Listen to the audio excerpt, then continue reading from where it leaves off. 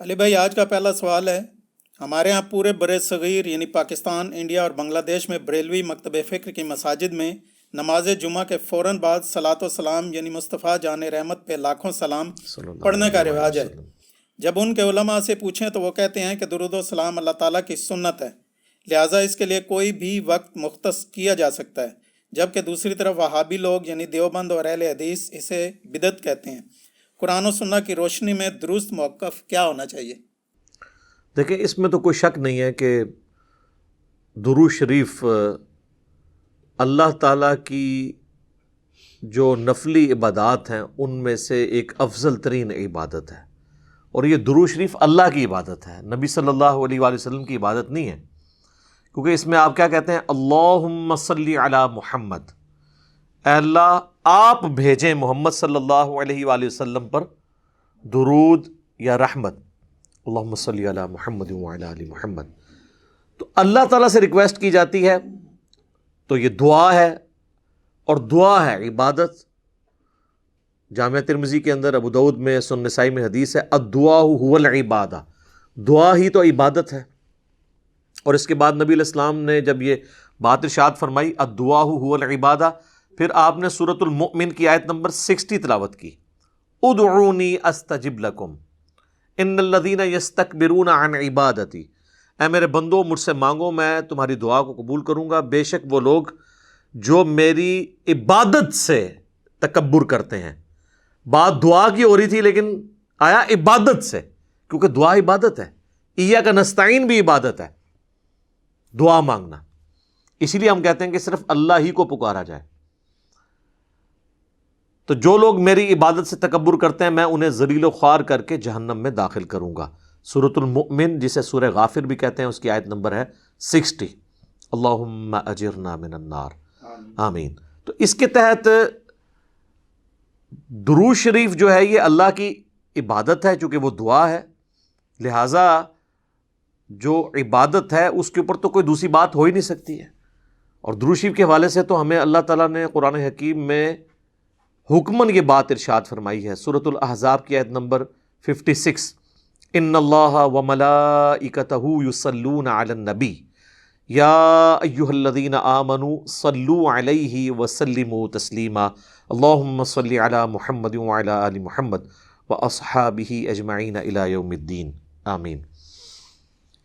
یہ آیت مبارکہ میں اللہ تعالیٰ نے واضح حکم دیا ہے کہ بے شک اللہ اور اس کے فرشتے نبی صلی اللہ علیہ وآلہ وسلم پر درود پڑھتے ہیں، اے ایمان والو تم بھی نبی صلی اللہ علیہ وآلہ وسلم پر درود اور خوب سلام بھیجو۔ اس کے کانٹیکسٹ میں جو پہلی اسلام کی تفسیر ہے نا، تفسیر تبری، امام ابن جریر تبری المتوفا 310 ہجری، ان کی تفسیر کو تفسیر ابن جریر بھی کہا جاتا ہے، ابن کثیر نے انہی سے کاپی کی ہیں اکثر چیزیں۔ انہوں نے لکھا ہے کہ یہ جو اللہ کا درود ہے نا اور فرشتوں کا درود، یہ ہے کہ فرشتے دعائے رحمت کرتے ہیں نبی علیہ السلام کے لیے، اور اللہ اپنے نبی پہ رحمت بھیجتا ہے خود، کیونکہ اسے تو کسی کے کہنے کی ضرورت نہیں۔ تو یہ اللہ کا درود ہے۔ اللہ کا درود ہمارے والا درود نہیں ہے، ہمیں اللہ کو ریکویسٹ کرنی ہوتی ہے، اللہ تو خود ہی رحمت فرما دیتا ہے۔ تو درود و سلام کے حوالے سے یہ ذہن میں رکھیے گا کہ یہ آیت جب ان اللہ و ملائکتہ نازل ہوئی تو بخاری اور مسلم دونوں میں موجود ہے کہ صحابہ نے عرض کیا، اللہ کے محبوب علیہ السلام ہم نے آپ پر سلام تو سیکھ لیا ہے، السلام علیکہ ایہا النبی، جو آپ نے سکھایا ہے تشہد کے اندر، ہم آپ پر درود کیسے پڑھیں؟ تو پھر آپ صلی اللہ علیہ وآلہ وسلم نے نماز والا درود ابراہیمی تعلیم فرمایا۔ اور جو لوگ بدبختی پہ اترے ہوئے ہیں وہ اس کو وہابی درود کہنا شروع کر دیتے ہیں، حالانکہ بخاری مسلم میں نبی علیہ السلام نے یہ درود سکھایا ہے۔ حتیٰ کہ تفسیر نعیمی جو مفتی احمد یار خان نعیمی اور ان کے بیٹے نے مل کے لکھی ہے، اس میں واضح انہوں نے لکھا ہے کہ درود ابراہیمی جو ہے یہ ایک ناقص درود ہے نماز کے باہر، اور یہ پڑھنا گناہ ہے، نعوذ باللہ، گناہ۔ وہ کہتے ہیں نماز کے اندر تو درست ہے، وہ کہتے ہیں گناہ کی جسٹیفیکیشن وہ یہ دیتے ہیں کہ جی اس میں تو اللہ کا حکم پورا نہیں ہو رہا، کیونکہ اللہ تو کہہ رہا ہے درود اور سلام دونوں بھیجو، تو اس میں تو صرف درود ہے، سلام کوئی نہیں ہے۔ دیکھیں، اور نماز میں السلام علیکہ ایہا النبی آ جاتا ہے، میرے بھائی سلام اور درود دونوں انٹرچینجبل الفاظ ہیں. اگر یہی بات آپ کی منطق مان لی جائے نا تو 99% احادیث صرف درود کے بارے میں، سلام کے بارے میں نہیں ہے. مثلا صحیح مسلم میں جو حدیث ہے، جو شخص اذان کا جواب دے اس کے بعد مجھ پر درود پڑھے تو جو ایک دفعہ درود پڑھے گا اللہ اس پہ 10 رحمتیں نازل فرمائے گا. اور پھر آپ علیہ السلام نے فرمایا اس کے بعد اللہ کے حضور میرے لیے الوسیلہ والی دعا مانگے تو میری شفاعت اس کے لیے حلال ہو جائے گی. اس میں سلام تو ہے نہیں ہے. وہاں تو کسی نے اللہ کے نبی علیہ السلام کو مشورہ نہیں دیا کہ آپ یہ ناقص بات کیوں کر رہے ہیں، درود والی آپ کو سلام بھی ساتھ کہنا چاہیے. خام خواہ یہ انٹرچینجبل الفاظ ہیں، جس طرح اردو میں بھی خوش و خرم. درود اور سلام، درود کیا ہے؟ ہم یہ ویسے فارسی زبان کا لفظ ہے، عربی میں صلاح دعا ہے، دعائے رحمت نبی علیہ السلام کے لیے. اور سلامتی کیا ہوتی ہے؟ وہ بھی دعائے رحمت ہی ہوتی ہے. یعنی ایک انداز ہے دونوں اعتبار سے، نبی علیہ السلام پہ کوئی درود پڑھے یا سلام پڑھے، بات تو ایک ہے. سنن نسائی میں حدیث ہے جو مجھ پر ایک دفعہ درود پڑھتا ہے اللہ تعالیٰ اس پہ 10 دفعہ رحمت نازل فرماتا ہے، اور جو ایک دفعہ سلام پڑھتا ہے اللہ تعالیٰ اس پہ 10 دفعہ سلامتی نازل فرماتا ہے. آپ نے کبھی اس کو آپس میں کمپیئر نہیں کروایا. جامعہ ترمذی میں حدیث ہے قیامت والے دن سب سے زیادہ میرے نزدیک وہ ہوگا جس نے دنیا میں سب سے زیادہ مجھ پہ درود پڑھا ہوگا، اس میں سلام کا ذکر ہی کوئی نہیں موجود ہے. جامعہ ترمذی میں ایک حدیث ہے جس کی سند کمزور ہے لیکن اس کی صحیح سند المستدرک للحاکم کے اندر ہے، فضل الصلاۃ علی النبی کے اندر موجود ہے کہ نبی علیہ السلام ایک دفعہ مسجد میں تشریف لائے تو ممبر کی پہلی سیڑھی پر قدم رکھا، فرمایا آمین، دوسری پہ رکھا، فرمایا آمین، تیسری پہ رکھا، فرمایا آمین. صحابہ نے کہا ہم نے آپ کو آج وہ عمل کرتے ہوئے دیکھا جو پہلے نہیں دیکھا. تو آپ نے فرمایا کہ جبرائیل علیہ السلام میرے پاس آئے تھے اور انہوں نے کہا کہ یا رسول اللہ آپ میری دعا کے اوپر مہر لگائیں، آمین کہیں کہ ہلاک ہو جائے وہ شخص جس کے سامنے آپ کا ذکر ہو اور وہ آپ پر درود نہ پڑھے. اللہم صلی علی محمد وعلی آل محمد. ایک مجلس میں ایک دفعہ پڑھ لینا کافی ہوتا ہے، ہر دفعہ پڑھیں تو بہت اچھی بات ہے. تو میں نے کہا آمین.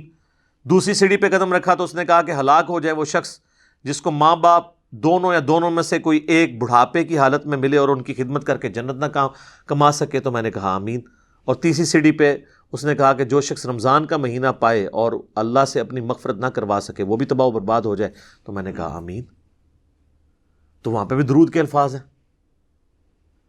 جامعہ ترمذی میں مولا علی علیہ السلام نے حدیث روایت کی ہے کہ نبی صلی اللہ علیہ وآلہ وسلم نے فرمایا اصل میں کنجوس وہ شخص ہے جس کے سامنے میرا ذکر ہو اور مجھ پر درود نہ پڑے. اللہم صلی علی محمد وعلی آل محمد. سنن نسائی کے اندر حدیث موجود ہے، نبی علیہ السلام نے فرمایا جو مجھ پر ایک دفعہ درود پڑھتا ہے اللہ تعالیٰ اس پہ 10 رحمتیں نازل فرماتا ہے، اس کے 10 گناہ معاف کر دیتا ہے، اس کے 10 درجات بلند فرما دیتا ہے، اس کے لیے 10 نیکیاں لکھ دیتا ہے. وہاں پہ بھی درود کے الفاظ ہیں.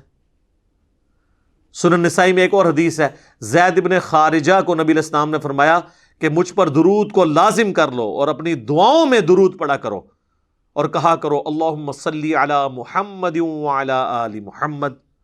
یہ میرا وظیفہ بھی درود شریف مختصر ترین درود ابراہیمی کا پہلا حصہ، اس میں تو حضور علیہ السلام نے سلام کا ذکر ہی نہیں کیا اور آپ فرما رہے ہیں دعا کے ساتھ درود پڑھو. تو آگے سے صحابی نے کہا کہ سلام نہیں پڑھوں گا تو اللہ کے حکم کی نافرمانی ہو جائے گی اور میں گستاخ ہو جاؤں گا تو میری دعا کہاں سے قبول ہوگی. کہانیاں کروائی ان لوگوں نے. درود کے الفاظ ہیں.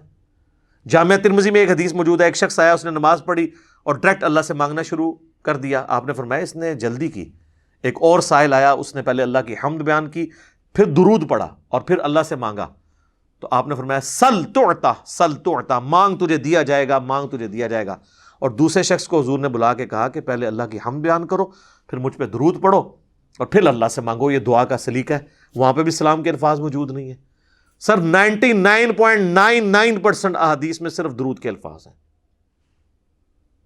سلام کے بھی ہیں لیکن بہت کم حدیثوں میں. سنن نسائی میں حدیث ہے زمین پہ اللہ کے فرشتے سیاحت کرتے ہیں، میرے امتیوں کا سلام میرے تک پہنچاتے ہیں، جو ہم نماز میں بھی پڑھتے ہیں السلام علیکم ایھا النبی. ہاں قبر رسول پہ پڑھیں تو وہ لادہ درجے کی ایک فضیلت ہے. وہ سنن نبی داؤد میں حدیث ہے جو کوئی شخص مجھ پہ سلام پڑھے گا، امام داؤد نے اسے قبر رسول کی حاضری والے چیپٹر میں لیا ہے، اللہ میری روح لوٹا دے گا، میں اس کے سلام کا جواب بھی دوں گا. یعنی یہ برزخی معاملہ ہے اور روح کا لوٹنا بھی برزخی ہے، ورنہ روح داخل کرنے اور نکلنے سے تو تکلیف ہوتی ہے. یہ برزخی معاملہ ہے.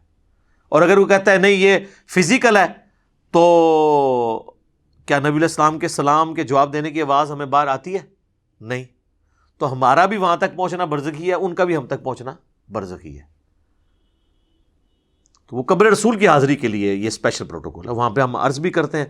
المصنف ابن ابی شیبہ میں ہے، سنن الکبریٰ البیہقی میں موجود ہے، الموطا امام مالک میں موجود ہے، فضل الصلاۃ علی النبی 4 کتابوں میں، کہ عبداللہ بن عمر جب بھی سفر پہ جاتے یا واپس آتے تو مسجد نبوی میں 2 نفل پڑھتے، اس کے بعد قبر رسول پہ حاضر ہو کے عرض کرتے السلام علیک یا رسول اللہ. پھر سیدنا ابو بکر کی قبر کے سامنے آ کے السلام علیک یا ابا بکر، اور پھر السلام علیک یا عمر، یا السلام علیک یا ابتا، اے میرے باپ تجھ پہ سلام ہو. تو وہاں پہ سلام عرض کرتے تھے. تو درود اور سلام دونوں انٹرچینجبل الفاظ ہیں، ایک دوسرے کی جگہ لیتے ہیں. یہ اگر کوئی کسی جگہ پر درود پڑھنا ہے، وہاں پہ کوئی درود اور سلام میں سے کوئی ایک چیز بھی پڑھ لے تو وہ کافی ہو جاتا ہے. تو ہم یہی تو کر رہے ہوتے ہیں. مجھے بتائیں، حضرت عیسیٰ علیہ السلام کا جب نام آتا ہے تو بہت کم دفعہ ہم کہتے ہیں علیہ الصلاۃ والسلام. اکثر ہم کیا کہتے ہیں؟ عیسیٰ علیہ السلام، ابراہیم علیہ السلام.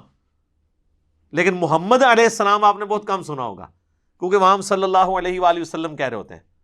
ادروائز یہاں پہ بھی محمد علیہ السلام بھی کہہ سکتے ہیں آپ، کوئی حرج نہیں ہے.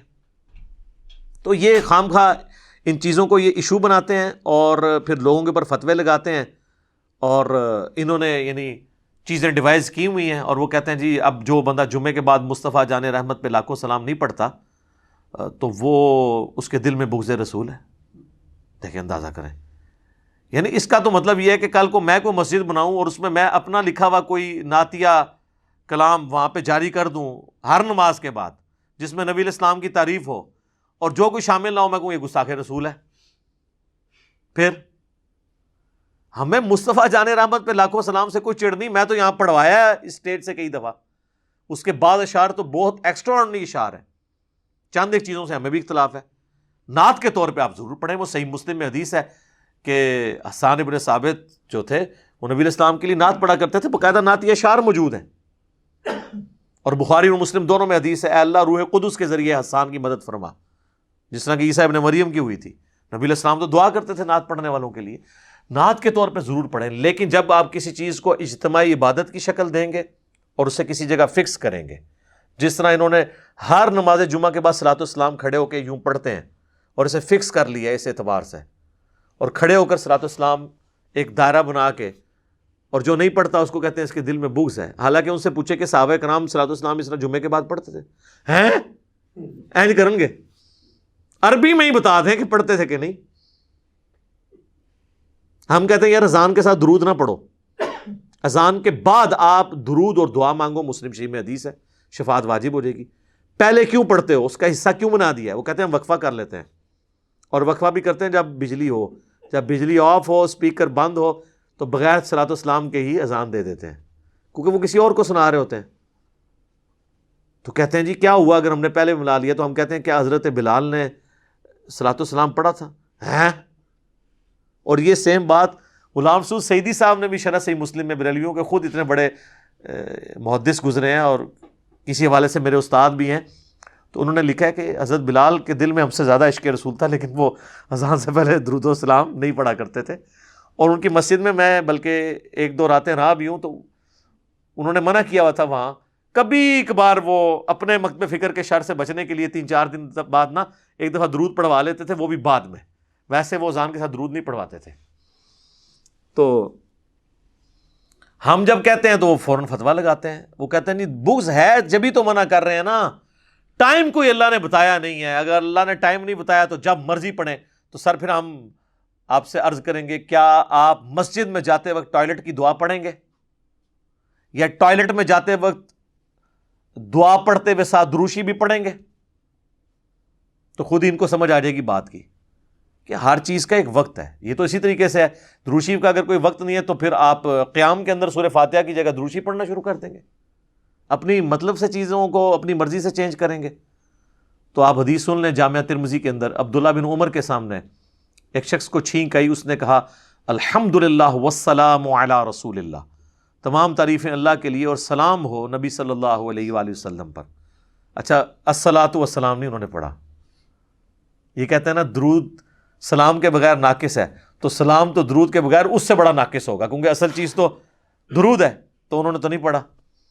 تو عبداللہ بن عمر نے کہا میں بھی پڑھتا ہوں الحمدللہ والسلام علی رسول اللہ عام حالت میں، لیکن یہاں چھینک کے ساتھ میں نہیں پڑھتا. یہاں ہمیں نبی علیہ السلام نے صرف تعلیم فرمایا الحمدللہ یا الحمدللہ علی کل حال، تم وہی کہو جو نبی علیہ السلام نے تعلیم فرمایا. تو اس نے 295C نہیں لگوائی عبداللہ بن عمر کے اوپر کہ آپ درود کے منکر ہیں، آپ نہیں مانتے درود شریف کو. ان کی تربیت نبی علیہ السلام نے کی تھی. بخاری اور مسلم دونوں میں حدیث ہے، ایک صحابی کو آپ صلی اللہ علیہ وآلہ وسلم نے رات کے وقت وضو کے بعد سونے سے پہلے ایک دعا تعلیم کی. اس میں الفاظ تھے بِنَبِيِّكَ الَّذِي أَرْسَلْتَ، میں ایمان لایا اس پر جو میرے نبی کے ساتھ، تیرے نبی کے ساتھ اے اللہ نازل ہوا. تو اس نے اس دعا کو ریپیٹ کرتے ہوئے پڑھ دیا بِرَسُولِكَ الَّذِي أَرْسَلْتَ. بہتر الفاظ استعمال کیے، سپرلیٹو ڈگری ہے رسول. رسول تو صرف 315 ہیں، باقی تو 1 لاکھ سے زیادہ انبیاء ہی ہیں. تو آپ فرمایا تم نے میرے الفاظ کیوں چینج کیے، وہی کہو جو میں نے کہا ہے. تو اس نے آگے سے نہیں کہا کہ یا رسول اللہ میں نے تو بہتر ڈگری لگا دی ہے، تو آپ قبول کر لیں اس کو، بدعت حسنہ کے طور پہ قبول کر لیں. آپ علیہ السلام کو پتا تھا کہ الفاظ نہ چینج کریں گے تو پھر معاملات خراب ہوں گے. اچھا پھر ان کے پاس ایکسکیوز باقی وہ رہ جاتا ہے، وہ دیکھیں جی منع کہاں ہے. اس کا بھی ہم نے ان کو جواب دیا ہے کہ منع تو ہو گیا نا جب جنرلی آپ علیہ السلام نے فرما دیا.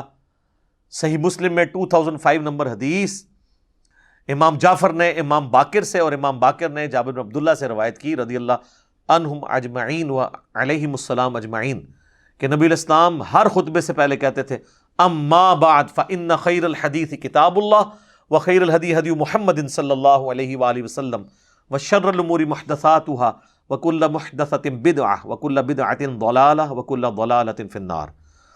کچھ الفاظ مسلم کے ہیں، کچھ سنن نسائی کے، کچھ ترمذی کے. آگاہ ہو جاؤ سب سے بہترین کلام اللہ کی کتاب ہے، سب سے ہدایت یافتہ راستہ محمد صلی اللہ علیہ وآلہ وسلم کا ہے.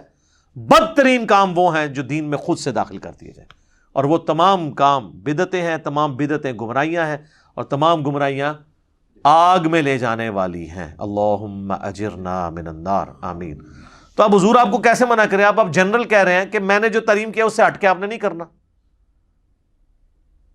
بخاری اور مسلم دونوں میں حدیث ہے من احدث فی امرنا ھذا فہو رد، جس نے ہمارے دین میں جو ہم نے تعلیم کیا ہے کوئی بات نہیں داخل کر دی وہ مردود ہے.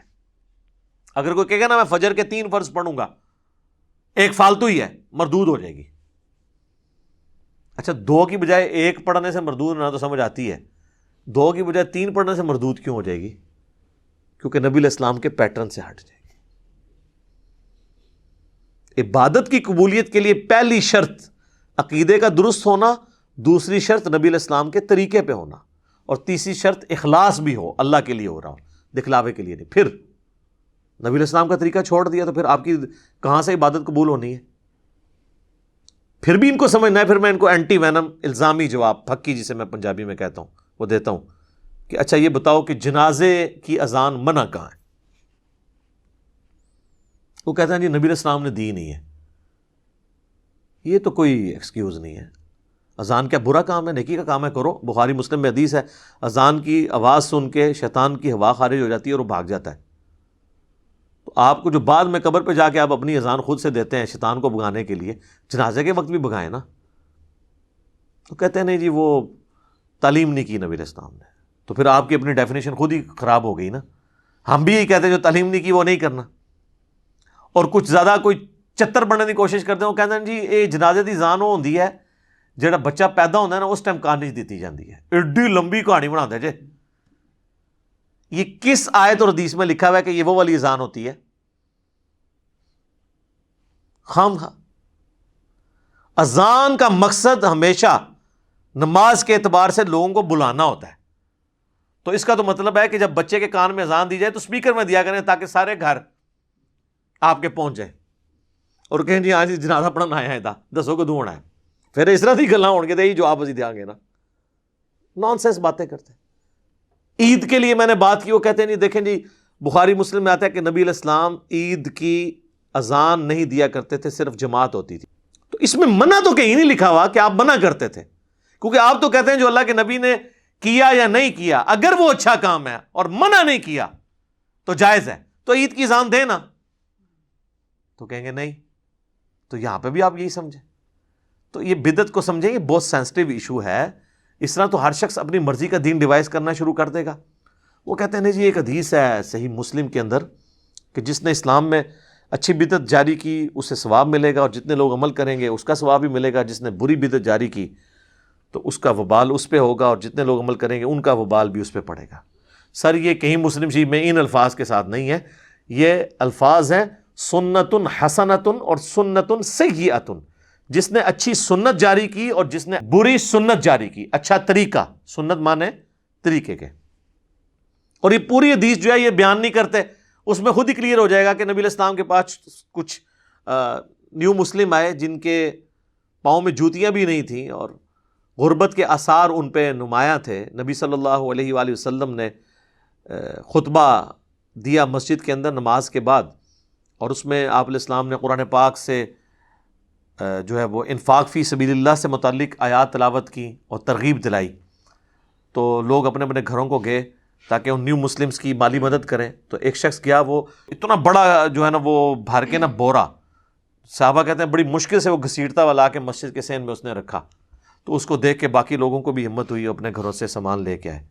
تو نبی علیہ السلام نے اس شخص کے بارے میں فرمایا جس نے اسلام میں اچھا طریقہ جاری کیا، اسے ثواب ملے گا، اور جتنے لوگ اس کو دیکھ کے کریں گے اسے بھی ثواب ملے گا.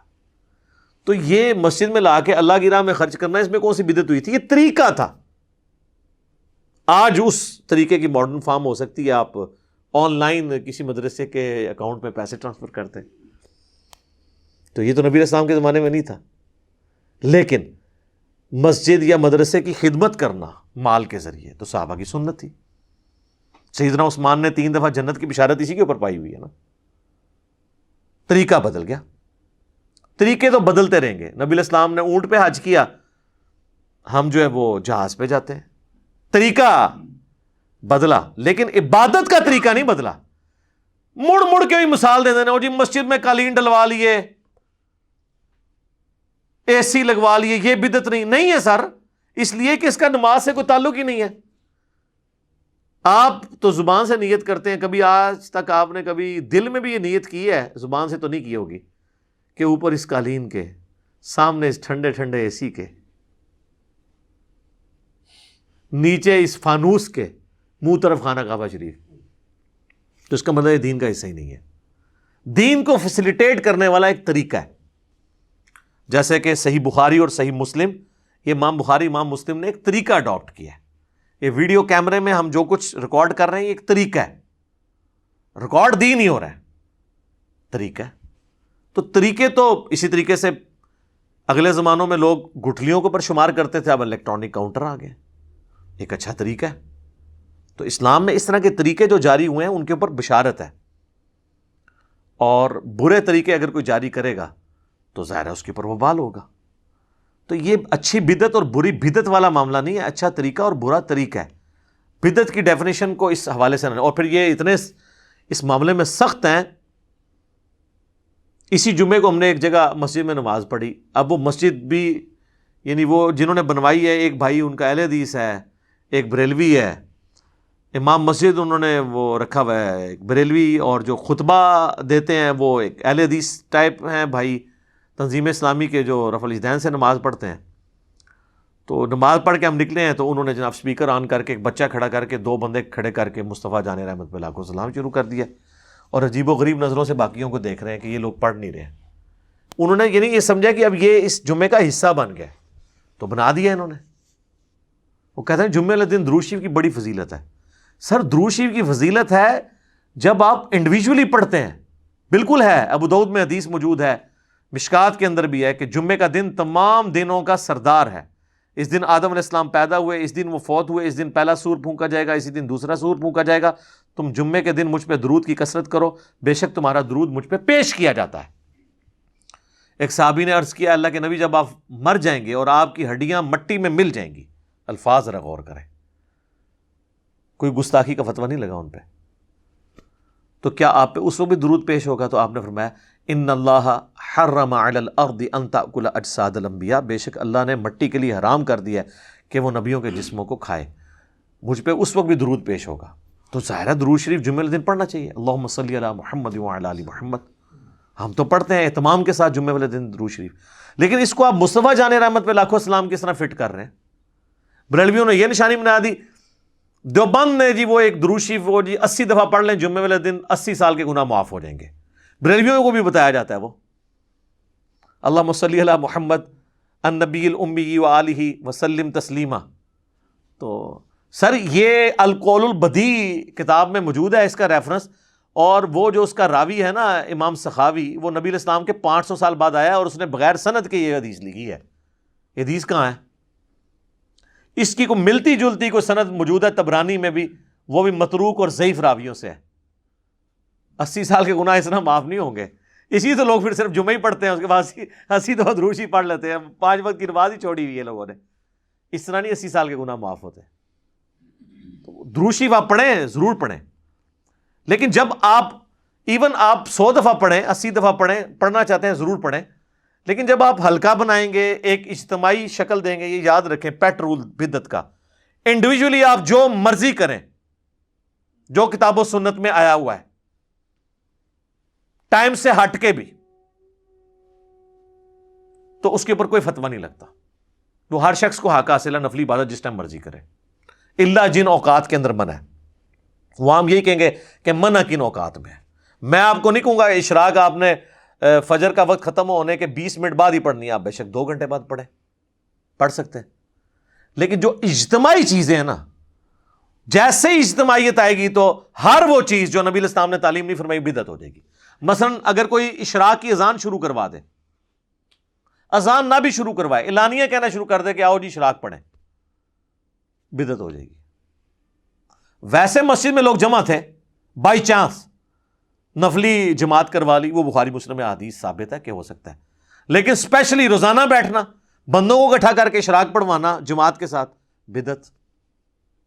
انڈیویجول آپ کریں, انڈیویجولی آپ تسبیح پہ پڑھیں, گٹھلیوں پہ پڑھیں, کوئی حرج نہیں ہے. ابو داؤد میں حدیث ہے, ایک صحابیہ پڑھ رہی تھی, نبی علیہ السلام نے اس کو منع نہیں کیا, بلکہ آپ نے کہا اس سے آسان وظیفہ تعلیم فرماتا ہوں, ہمارے نزدیک گٹھلیوں پہ پڑھنا جائز ہے, آپ تسبیح بھی پڑھ سکتے ہیں. لیکن اگر آپ بندے اکٹھے کر لیں اور آگے ایک چادر بچھا کے گٹھلیاں رکھ لیں اور اجتماعی اس کو شکل دے دیں, تو اس کے اوپر بدعت کا فتویٰ لگ جائے گا. اور یہ میں بدعت کا فتویٰ اپنی طرف سے نہیں لگا رہا. سنن دارمی میں اتنی رکت انگیز حدیث ہے المقدمہ کے اندر, مقدمے کے اندر, سنت کی اہمیت کو اجاگر کرنے کے لیے. اور امام دارمی وہ ہیں جن سے آلموسٹ 70 احادیث امام مسلم نے لی ہیں. امام مسلم کے استاد ہیں امام دارمی. اور کتب ستہ کے بعد جس کتاب کا نمبر ہے نا, الموطا امام مالک اور مسند احمد کو چھوڑ کے, وہ سنن دارمی ہے. اس کے مقدمے میں یہ روایت موجود ہے, بریلویوں نے چھاپی بھی ہے, آپ خود پڑھ لیں. کوفے کی جامع مسجد کے اندر کچھ لوگ بیٹھ کے گٹھلیوں کے اوپر پڑھ رہے ہوتے ہیں, سبحان اللہ, الحمدللہ, لا الہ الا اللہ, اللہ اکبر. سر اس سے افضل کوئی وظیفہ ہی نہیں ہے. صحیح مسلم میں حدیث ہے کہ جن چیزوں پہ سورج طلوع ہوتا ہے نا, مجھے ان کلمات سے بڑھ کر کوئی اور عزیز چیز نہیں ہے. جن پہ بھی سورج طلوع ہوتا ہے, یعنی دنیا اور جو کچھ اس کے اندر ہے, سے بڑھ کے مجھے محبوب ہے سبحان اللہ والحمدللہ ولا الہ الا اللہ واللہ اکبر. یہی تسبیح فاطمہ میں بھی الفاظ ہیں. تو ابو موسیٰ اشعری رضی اللہ تعالیٰ عنہ نے مسجد میں دیکھا کہ اس طرح, تو ایک بندہ بولتا ہے جی پڑھو 100 دفعہ سبحان اللہ. لوگ 100 دفعہ سبحان اللہ پڑھتے ہیں اور وہ اپنی گٹھلیاں پھینکتے ہیں. اب ان کو یہ عجیب لگا, انہوں نے بجائے کو فتویٰ لگانے کے نا, وہ عبداللہ ابن مسعود کے گھر آئے اور کہا کہ حضرت, وہ اس لیے بھی کہ عبداللہ ابن مسعود حضرت عمر کے یہ دور کی بات ہے, حضرت عمر کے دور میں وہ چیف جسٹس بھی تھے اور دین کو زیادہ جانتے تھے.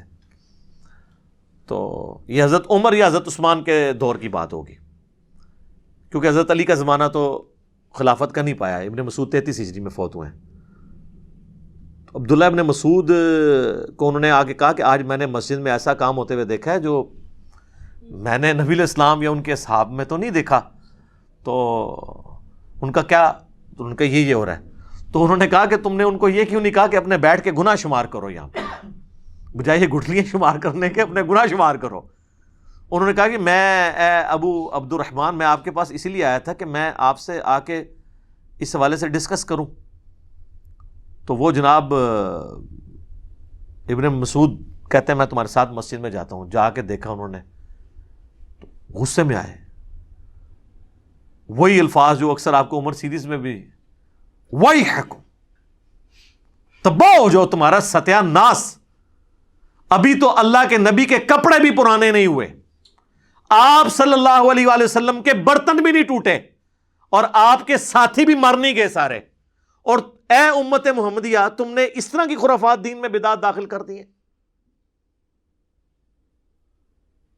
انہوں نے کہا کہ ہم تو سبحان اللہ الحمدللہ ہی پڑھے، انہوں نے کہا بیٹھ کے اپنے گناہوں کو شمار کرو، یہ طریقہ نبی علیہ السلام کا نہیں ہے تعلیم کیا ہوا، اپنی اپنی عبادت کرو۔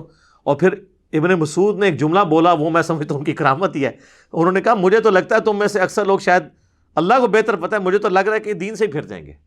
اور وہی ہوا، وہ اسی حدیث کے اندر وہ تابعی کہتے ہیں اللہ کی قسم میں نے ان میں سے کئی لوگوں کو نہروان کے مقام پر خوارج کی طرف سے مولا علی کے خلاف لڑتے ہوئے دیکھا، مجھے یاد آیا کہ ابن مسعود نے صحیح کیا، وہ خارجی ہو گئے۔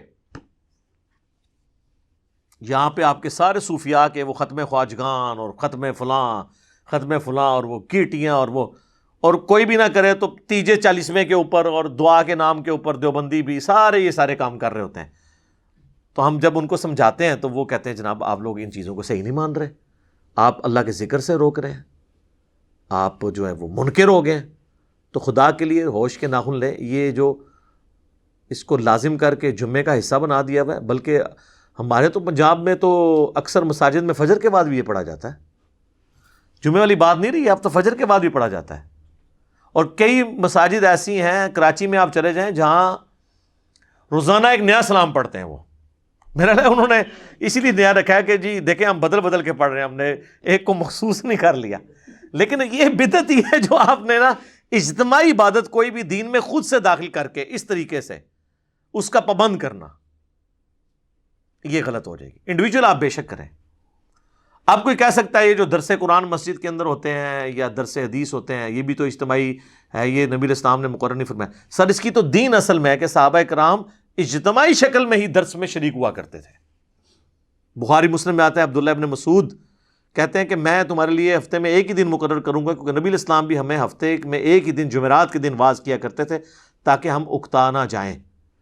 تو صحابہ کرام علمی حلقوں میں بیٹھ کے لوگوں کو سکھانا یہ اصل ہے، پوری کی پوری دین میں موجود ہے۔ اس کے لیے آپ کوئی بھی ٹائم رکھ لیں، کوئی حرج نہیں ہوگا۔ یہ وہ اجتماعی حلقے ہیں جن کی اصل ہے، اور وہ جن اجتماعی حلقوں کی بات کرتے ہیں نا جی، بخاری مسلم میں ہے کہ جی وہ فرشتے اللہ کے ذکر کے حلقے تلاش کر رہے ہوتے ہیں، اور پھر وہ اللہ تعالیٰ کے پاس واپس جاتے ہیں تو وہ گفتگو بڑی وہ مزے لے کے سناتے ہیں کہ جی اللہ تعالیٰ بخش دیا ان کو بھی اور جتنے لوگ وہاں پہ تھے، اور اگر ایک ویسے بھی ساتھ گزر رہا تھا وہ بھی بخشا گیا۔ تو یہ اللہ کا ذکر تو نہیں تھا۔ مسلم شریف میں الفاظ ہیں کہ جہاں پہ لوگ اکٹھے ہوتے ہیں قرآن کی تعلیم سیکھنے اور سکھانے کے لیے اور تلاوت کے لیے، قرآن کی تعلیم کے حلقے، بابوں کی تعلیم کے حلقے نہیں، کتابوں کی تعلیم۔ اسی تو ہم کہتے ہیں کہ مرنے سے پہلے اے مسلمان کر لے اس پہ غور، کتابوں کا خدا اور ہے، بابوں کا خدا اور۔ یہ بار بار میں آپ کو چیز ہائی لائٹ کرتا ہوں کہ خدا کے لیے بدعت کے ایشو کو ہلکا نہ جانے۔ وہ پنجابی کہتے ہیں ایک غریب تو بدتمیز، ایک خود آپ دین میں چیز داخل کرتے ہیں جو نہیں کر رہا ہوتا، اس کے اوپر گستاخی کے فتوے لگا رہے ہوتے ہیں۔ تو آپ دین میں یہ جو چیزیں انجیکٹ کر رہے ہیں، ظلم تو آپ نے کیا ہے۔ نبی علیہ السلام نے جب واضح فرما دیا ہے کہ بھی من احدث فی امرنا ھذا فہو رد، تو مردود ہوگا۔ تو اچھا طریقہ اور بدعت، اس میں فرق رکھنا ہے، کیونکہ یہ سارے ان چیزوں کی پلی لیتے ہیں اور وہ کہتے ہیں جناب جو پرنٹنگ پریس پہ قرآن چھپ رہا ہے یہ بدعت نہیں ہے۔ یہ بدعت اس صورت میں ہوگی جب قرآن ایسا چھپے جو اللہ کی طرف سے نازل نہیں ہوا۔ جب وہی ہے تو آپ جس مرضی طریقے سے کریں۔ اس کا تو مسلم شریف کی جو میں نے حدیث بتائی کہ اسلام میں اچھا طریقہ جاری کرنے والے پہ ثواب ملے گا۔ ہم یہ ویڈیو کیمرے میں ریکارڈنگ کروا رہے ہیں، یہ ایک اچھا طریقہ ہے۔ قرآن و سنت کے سافٹ ویئرز بنے ہوئے ہیں، یہ اچھا طریقہ ہے۔ ان کو ان چیزوں کے ساتھ میچ نہ کریں، اور لہٰذا کسی پہ فتوے نہ لگائیں، اور پیار اور محبت کے ساتھ جو بندہ تنگ کرتا ہے نا، اس سے کوئی بحث کرنے کی بجائے میری یہ ویڈیو اس کو پیار محبت سے شیئر کروائیں کہ یار ایک بار یہ دیکھو تو صحیح کہ ایشو کیا ہے۔ اصل میں صلاۃ و سلام سے کسی کو چڑ نہیں ہے، مسئلہ یہ ہے کہ آپ وہ چیزیں اسلام کے اندر داخل کر رہے ہیں کہ جن کی اثر موجود نہیں ہے۔ میں آپ کو ایک مزے کی بات بتاؤں، یہ بات ہے 2000 کی یا 1999 کی نا، ہم دعوت اسلامی کا ایک مدنی قافلہ لے کے نا قائد اعظم یونیورسٹی گئے اسلام آباد۔ تو اس وقت کٹر ظاہر ہے ہم سبز پگڑی باندھتے تھے۔ میرے پاس ایک پروفیسر آ کے بیٹھے، وہ مجھے کہنے لگے بیٹا میں پچھلے دنوں انڈیا گیا ہوا تھا، تو مجھے کہنے لگے مجھے بتائیں کہ یہ جو اذان کے بعد، یہ جو نماز کے بعد آپ بلند آواز سے کلمہ پڑھتے ہیں بریلوی حضرات، تو یہ سنت ہے؟ تو میں نے کہا نہیں جی یہ تو کوئی سنت نہیں ہے. میں نے کہا میں تو پڑھتا ہی نہیں ہوں. اور آپ کو بتاؤں حیران کن بات، فیضان مدینہ کراچی جہاں الیاس قادری صاحب ہزاروں لوگوں کو لے کے بیٹھے ہوتے ہیں مدنی چینل پہ، وہاں نماز کے بعد کلمہ نہیں ہوتا، پن ڈراپ سائلنس ہوتی ہے، کوئی کلمہ نہیں پڑھا جاتا. میں نے الیاس قادری صاحب کے پیچھے 1999 میں بالکل پیچھے ان کی امامت میں پہلی صف میں کھڑے ہو کے کتنی نمازیں پڑھی ہیں. ابھی بھی جا کے کوئی چیک کرنا چاہتا ہے کر لے. لیکن پنجاب میں دعوت اسلامی کے کئی مراکز ہیں، وہاں پہ کلمہ ہو رہا ہے، پتہ ہے ان کو کہ یہ غلط ہے، کہ جو لوگ لیٹ ہو جاتے ہیں ان کی نماز ڈسٹرب ہو جاتی ہے، لیکن نہیں، روک نہیں سکتے. یہ ہمارے کالا دیو والی جتنی مسجدیں ان کے انڈر آتی ہیں، یہ جو کوٹلی والے پیر ہیں کشمیر والے، کشمیر میں ان کی سینکڑوں مساجد ہیں، کہیں پہ کلمہ نہیں اونچی آواز سے پڑھا جاتا. تو پروفیسر صاحب مجھے کہنے لگے کہ جی اب وہ ان پہ تو اوسی پڑ گئی نا. میں نے جب بات کی میں نے کہا یہ تو کوئی نہیں، ہم تو نہیں پڑھتے. تو کہنے لگے میں یہی آپ کو بتانے لگا تھا کہ میں باقاعدہ بریلی اعلیٰ حضرت کے مزار پہ میں نے حاضری دی ہے، اور وہاں ان کی جو اپنی مسجد ہے اعلیٰ حضرت کی، جہاں ان کی اولاد نمازیں وغیرہ پڑھاتی ہے، جو مدرسہ ہے منظر الاسلام، وہاں پہ تو نماز کے بعد کلمہ نہیں اونچی آواز سے پڑھا جاتا. تو پھر بریلوی خود بھی کیا بریلوی ہیں؟ یہ سوچنے کی بات ہے نا، کہ بس ایویں سن سنا کے سننی، جس کو میں کہتا ہوں ٹنی، پڑھ پڑھا کے سننی نہیں. میں کہتا ہوں جی اعلیٰ حضرت کی تعلیمات میں کئی باتیں ایسی ہیں جن پہ یہ عمل کر لینا تو باقی مکاتب فکر کے ساتھ یہ کئی اختلافات ختم ہی ہو جائیں. احکام شریعت میں اعلیٰ حضرت نے لکھا ہے کہ نبی علیہ السلام کی مبارک جالیوں کے بارے میں کہ ان کو آپ چھو نہیں سکتے. عام قبر کے بارے میں لکھا ہے اس کے سامنے حد رکوع جھک نہیں سکتے. قبر کو چومنا، وہ کہتے ہیں چومنے میں اختلاف ہے، لیکن میرے نزدیک بہتر ہے کہ چوما بھی نہ جائے، حد رکوع جھکا بھی نہ جائے، اس کو ہاتھ بھی نہ لگایا جائے. تو یہ قبروں کو چومنے چاٹنے والے سارے لوگ کون ہیں؟ تو تعلیمات کو، اور اعلیٰ حضرت نے کوئی اسلام جاری نہیں کیا کہ بھی انہوں نے کہا کہ میری مسجد میں جو ہے مصطفیٰ جان رحمت پہ لاکھوں سلام پڑھا جائے. اب باقی انہوں نے وصایا شریف میں کہا تھا کہ میری میت کے ساتھ جو ہے نا وہ پڑھا جائے، وہ کعبے کے بدرود ہو جا تم پہ کروڑوں درود، وہ والا سلام. یہ والا اس میں پھر بھی نہیں ہے. لیکن یہ بھی مطلب میں ویسے انفارمیشن کے طور پہ بتا رہا ہوں، یہ نہ تسی کہو کہ جی یہ شروع کرا دینے جڑا اعلیٰ حضرت تو ثابت ہے. اعلیٰ حضرت سے نہیں ثابت دیکھنا، وہ آپ نے حضرت محمد صلی اللہ علیہ وآلہ وسلم سے ثابت دیکھنا ہے، جن کو آپ اعلیٰ نہیں کہتے ہیں، صرف حضرت محمد کہتے ہیں. فرق دیکھ لینا، وہ صرف حضرت محمد، یہاں اعلیٰ حضرت. ٹھیک ہے نا جی. میں کئی بار سنتا ہوں، آپ دیکھیں یہ اپنے علماء کے ناموں کے ساتھ اتنی لمبی لمبی دمیں، کئی بار یعنی مدنی چینل پہ میں نے دیکھا ہے نا کہ وہ الیاس قادری صاحب کا نام لیتے ہیں تو ان کے ساتھ اتنے القابات، ابو البلال فلاں فلاں فلاں، اپنی کتاب میں فرمان مصطفیٰ نقل کرتے ہیں، مصطفیٰ کلّہ صلی اللہ علیہ وآلہ وسلم. کبھی کبھار القابات بھی لگا لیتے ہیں، کئی بار اکیلے بھی. اور کئی لوگ تو ایسے ہیں اللہ معافی دے، اگر ایک جملے میں 3 دفعہ نام ہے 3 دفعہ القابات ریپیٹ کرتے ہیں. تقریر لمبی ہو جائے ان کو کوئی غرض نہیں ہے. چیزیں خود سے دین میں داخل کی ہوئی ہیں اور باقیوں کا اس کو پابند بنایا ہوا ہے، اور جب کوئی پوچھتا ہے تو کہتے ہیں جی آپ لوگ منکر ہو گئے. ابھی انہوں نے اذان شروع کروا دی ہوئی ہے اس کے اوپر، قبر کے اوپر. پوچھے کہاں لکھی ہے، وہ کہتے ہیں جی بات یہ ہے کہ قبر میں سوال ہونے ہیں نا، ان سوالوں کے جواب اذان میں. تو نبی علیہ السلام کو اس بات کا نہیں پتا تھا تو آپ ہی شروع کروا دیتے، اور کہتے ہیں دیکھیں اذان ہی دی ہے نا جی، کوئی ادھر کوئی لڈی تو نہیں ڈالی نا، کوئی غلط کام تو نہیں کیا. وہی بات پھر تو سر جنازے سے پہلے بھی اذان کروائیں، عید سے پہلے بھی اذان کروائیں، منع تو وہ بھی کوئی نہیں ہے، صرف ثابت نہیں ہے نا، کرواتے جائیں. تو یہ بدعت کے ایشو کے بارے میں معاملات کو دیکھنے کی ضرورت ہے. باقی یہ میں مانتا ہوں کہ اہل حدیث نے بھی ہر مسئلے کے اوپر جو بدعت کا فتویٰ لگایا نا، وہ بھی بالکل پھر غلط طرف چلے جاتے ہیں، وہ بھی ایکسٹریم رویے ہیں. اس طرح کے معاملات کو جو ہے نا وہ پھر بدعت کے حوالے سے خود کے ہی ایک معاملات میں وہ پھنس جاتے ہیں. لیکن جو بنیادی چیزیں ہیں ان کو آپ دیکھ کے چلیں، تاکہ دین کے اندر ایسی چیزیں داخل نہ ہوں کہ جس کی وجہ سے آپ کو پھر تکلیف اٹھانی پڑے، اور الٹا آپ تو وہ جاری کر کے سائڈ پہ ہو جاتے ہیں، جو بیچارے نہیں کر رہے ہوتے ان کے اوپر گستاخی کے فتوے لگ رہے ہوتے ہیں.